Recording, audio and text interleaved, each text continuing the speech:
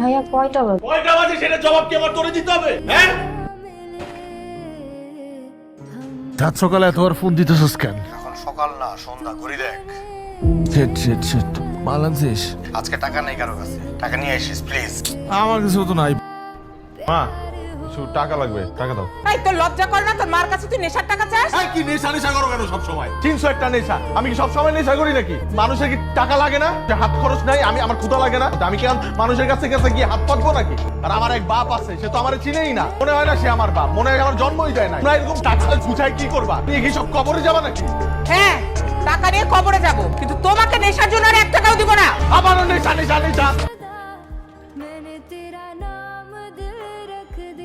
বাবা আমার লাগিয়েছে বাবা, তোমাদের পায়ে পড়ি, বাবা লাগিয়েছে বাবা, বাবা আমার লাগিয়েছে, টাকা তো দিয়ে যাও বাবা। বাবা আমার তো সব শেষ হয়ে গেল রে বাবা, আমি কি করবো এখন?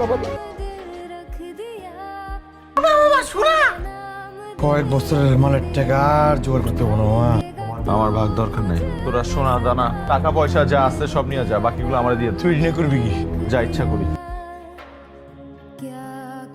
কি হয়েছে? ওই যে আমাদের ইতিহাস আছে না, আর বাপ কালকে রাতে হার্ট স্ট্রোক করে মারা গেছে।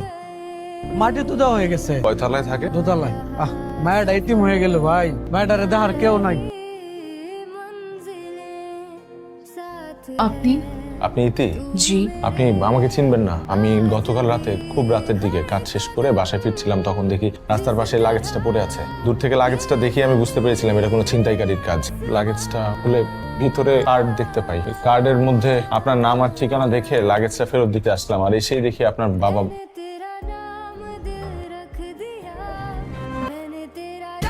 কিছু তোর? আমার শরীরটা ভালো না, আমি কিছু খাবো না আজকে, তো রাখা। কি আসলো এখনো? আইয়া আসছে। কটা বাজে? ভাত খাবো। কি? ক্ষুধা লেগেছে, ভাত খাবো।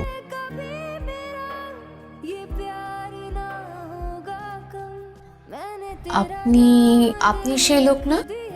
ভেতরে আসুন। এই গিফটটা আপনার জন্য। আমার জন্য গিফট কেন? এমনি। আপনি ভেবেছেন আজ আমার বিয়ে? তারিখ পিছিয়েছে? ওনারা জানিয়েছে এখন আর হচ্ছে না। আমার ধারণার কোনোদিনই হবে না।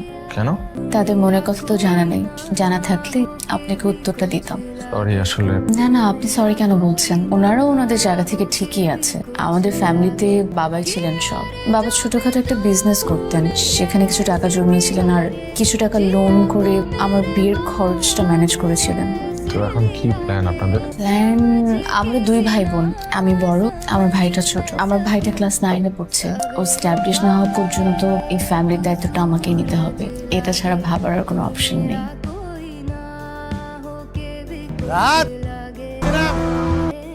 তাড়াতাড়ি নাম, টাকা লাগবো না। ওই রাত নাম। Excuse me. আসসালামু আলাইকুম। ওয়ালাইকুম সালাম, কেমন আছেন? ভালো। চিনতে পেরেছেন আমাকে? রাহাত। কোথায় যাচ্ছেন? বাসে যাচ্ছিলাম। উঠুন, নামিয়ে দিই। না আমার বাসা বেশ দূরে, আর একটু হাঁটলেই বাস পেয়ে যাবো। তা আমার হাতে অনেক সময় আছে, আপনি উঠুন, আমি নামিয়ে দিচ্ছি। গিয়েছিলেন কোথায়? একটা অফিসে গিয়েছিলাম সিভি জমা দিতে। আমার একজন বন্ধু ওখানে জব করেন, ওনার রেফারেন্সে। হবে মনে হয়। হোক আর না হোক, চেষ্টা তো চালিয়ে যেতে হবে। আচ্ছা, আপনার সিভির একটা কপি আমাকে দেওয়া যায়? ওই আমার কিছু অপশনস আছে, আপনি যদি চান আমি আপনাকে একটা চাকরির জন্য হেল্প করতে পারি। জি অবশ্যই, আমি আপনাকে পাঠিয়ে রাখবো। বাবা, কিছু বলতে চাও? বাবা, আমার একটা চাকরি দরকার, যে কোনো চাকরি, তোমার অফিসে হলেও হয়। এতদিন পর হঠাৎ চাকরির কথা মনে হলো? নেশার টাকা জোগাড় হচ্ছে না মনে হয়। বাবা প্লিজ, আমি এগুলো ছেড়ে দিয়েছি। নেশাখোর বন্ধুদের সঙ্গে ঝগড়া হয়েছে? বাবা প্লিজ, আমাকে আর এম্বারেস করো না। কারণ আমি লাইফে অনেক অন্যায় করেছি, তোমাদের অবাধ্য হয়েছি, কিন্তু সেগুলোর জন্য আমি অনেক অনুতপ্ত। আমি তোমাকে কথা দিচ্ছি, আমি তোমাকে ছুঁয়ে কথা দিচ্ছি বাবা, আমি আর কখনো এগুলো করবো না। তুমি আমাকে একটা সুযোগ দাও বাবা। তুই এমন করছিস কেন? কি হয়েছে তো? বাবা প্লিজ হেল্প মি বাবা, তোমাদেরকে আমার প্রয়োজন। অবশ্যই। দেখার কিছু নেই, রাহাত তোমাকে নিজের সাথে করে নিয়ে এসেছে। এটুকুই যথেষ্ট। আমাদেরও অফিসে একজন দরকার ছিল, সেদিক দিয়ে ভালোই হলো। কিছু অফিসিয়াল ফর্মালিটিস আছে, ওগুলোর পরে তুমি জয়েন করতে পারো। আপনাকে অনেক ধন্যবাদ স্যার। ঠিক আছে, আজকে তাহলে আমরা উঠি। আসি। এটা কি? খুলে দেখুন। ঘড়ি? আপনার জন্য কিনেছি। আজকে অফিস থেকে ফার্স্ট স্যালারি পেয়েছি তো, তাই ভাবলাম প্রথম গিফটটা আপনি ডিজার্ভ করেন। How nice, thank you. কিন্তু দরকার ছিল না। মাঝে মাঝে মনের ইচ্ছেগুলোকে প্রাধান্য দেওয়া উচিত।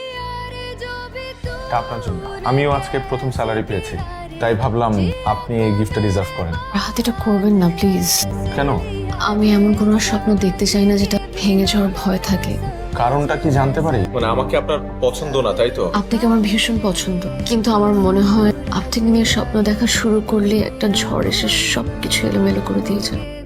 ইতি, আমি তোমাকে কথা দিচ্ছি, যত বড় ঝড়ই আসুক তোমাকে কেউ কিছু করতে পারবে, কারণ সাথে আমি থাকি। I promise.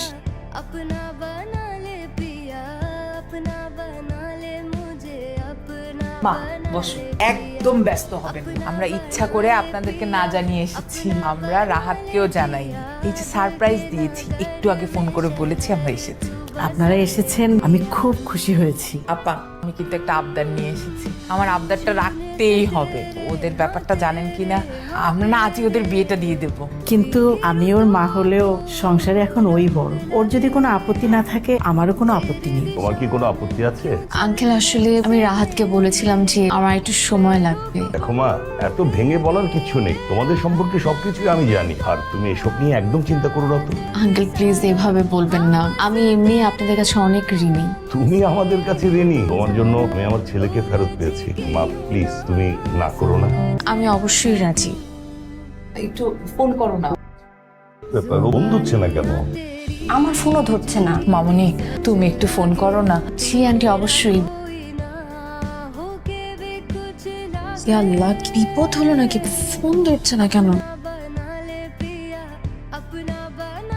অফিসে ফোন করলো। হ্যালো, রায়হান সাহেব বলছেন? বলছি। রাত আপনার কি হয়? জি, আমি রাহাতের আব্বা। ওকে থানায় আনা হয়েছে। কোন থানায়? উত্তরা মডেল থানা। আমি এখনই আসছি। জি। কি হয়েছে? রাহাতকে পুলিশে ধরেছে। পুলিশ? সিরিয়াস কিছু হলো মনে হচ্ছে না। তোমরা এখানে থাকো, আমি একটু থানায় যাচ্ছি। হ্যাঁ আঙ্কেল, আমি কি আপনার সাথে একটু যেতে পারি? আচ্ছা, চলো। গত 2 দিন আগেই একটা ছিনতাইকারী চক্র আমাদের হাতে ধরা পড়ে। দেখে তাদেরকে ভদ্র পরিবারের সন্তানই মনে হয়েছে। নেশার টাকা জোগাড় করার জন্য রাতের অন্ধকারে গাড়ি নিয়ে ছিনতাই সহ নানান অপকর্মে জড়িয়ে পড়ে। তো মাসখানেক পূর্বেও এক ভদ্রলোক তার মেয়ের বিয়ের জন্য কেনাকাটা করে বাসায় ফিরতেছিলেন। রাহাত সহ 3-4 জন বন্ধু মিলে সমস্ত মালামাল লুট করে নিয়েছে। আমরা সিসি ক্যামেরার ফুটেজ দেখে এটা নিশ্চিত হয়েছে। আমি কি একটু ওনার সাথে দেখা করতে পারি? রাজু, ইতি, আপনি সবকিছু জেনে শুনে আমার সাথে জড়িয়েছিলেন। ইতি, আমার পাস্ট ছিল ইতি। নিজেকে পুরোপুরি বদলে ফেলেছিলাম ইতি। আমি সবকিছু থেকে দূরে চলে আসছিলাম তোমার জন্য। আমার ভালোবাসার মধ্যে কোনো ভেজাল ছিল না। আমি সত্যি তোমাকে অনেক ভালোবাসি এবং ভালোবাসি। ভালোবাসা একটা মানুষের শেষ ছায়াটুকু ছিনিয়ে নিয়ে তার দিকে করুণার হাত বাড়িয়ে দেওয়ার নাম আপনার কাছে ভালোবাসা? আমিও আপনাকে ভালোবেসেছিলাম, কিন্তু এই মুহূর্তে ইতি, আমি আপনাকে ঘৃণা করি। ইতি, ঘৃণা করি আমি আপনাকে। ঘৃণা করি।